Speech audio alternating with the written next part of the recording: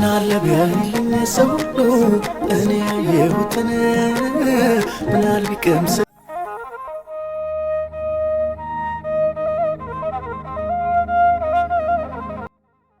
ሰላም ለእናንተ ይሁን ውድ ወንድሞቼና እህቶቼ። ኢየሱስ ክርስቶስን በትክክል ያመነ ሁሉ የዘላለም ሕይወት አግኝቷል፣ ወደፊትም የዘላለም ክብር ይጠብቀዋል። ይህንን እውነት በሁለት መንገዶች እናረጋግጣለን። አንደኛ በመጽሐፍ ቅዱስ፣ ሁለተኛ በመንፈሳችን ውስጥ በሚመሰክርልን መንፈስ ቅዱስ።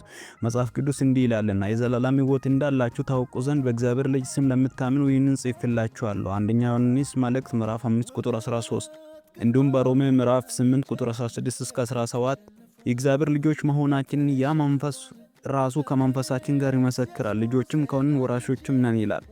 አሁን ግን ትኩረታችን ወደ አንድ ጠቃሚ ጥያቄ እንመልስ። ኢየሱስን በትክክል ያመና ሲባል ምን ማለት ነው? ይህ ጥያቄ ለምን እናነሳዋለን? ምክንያቱም ኢየሱስን ሳያውቁት እንዳመኑ ብዙ የሚናገሩ ሰዎች ስለሚኖሩ ነው። ስለዚህ ዛሬ ለእያንዳንዳችን የሚመለከት አንድ ጥያቄ አለኝ። ኢየሱስን በትክክል አምነን በእውነት እየተከተልነው ነው? ዛሬ ለዚህ ጥያቄ መልስ እንፈልጋለን። እግዚአብሔር ለሰው ያዘጋጀውን የመዳንን መንገድ በመጽሐፍ ቅዱስ መሰረት እንመለከታለን።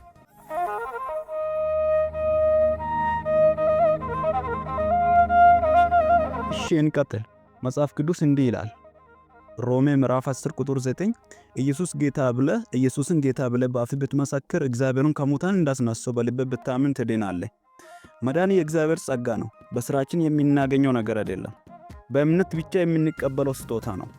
እግዚአብሔር የመዳንን ጸጋ በነጻ ይሰጣል። ሰው ግን ይህን ጸጋ በእምነት ለመቀበል መውሰድ ያለበት እርምጃዎች አሉ። በዚህ ተከታታይ ቪዲዮ ለመዳን ከሰው የሚጠበቁ 9 ዋና እርምጃዎችን አንድ በአንድ እንመለከታለን። ለመዳን የመጀመሪያው እርምጃ ምንድነው? ወንጌልን መስማት ነው።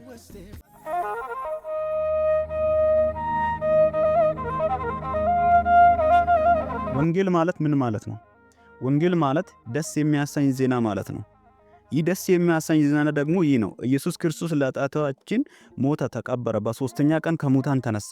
በመሞቱ ቅጣታችንን ከፈለ፣ በመነሳቱም የዘላለም ሕይወትን አረጋገጠልን።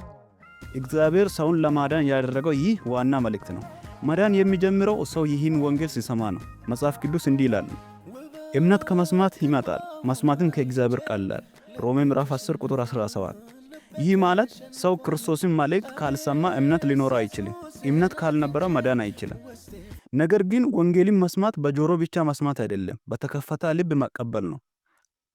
ልባችን በትህትና ሲከፈት እግዚአብሔር ይሰራል፣ ኃጢአታችንን ያሳያል፣ የመዳን ፍላጎታችንን ያስነሳል። ስለዚህ ወንጌልን በተከፈተ ልብ መስማት ለመዳን የመጀመሪያና መሰረታዊ እርምጃ ነው።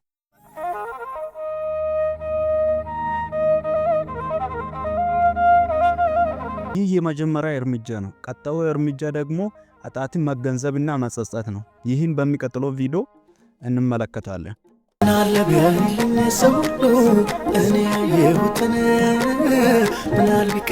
ዛሬ ወንጌልን ሰማችሁ።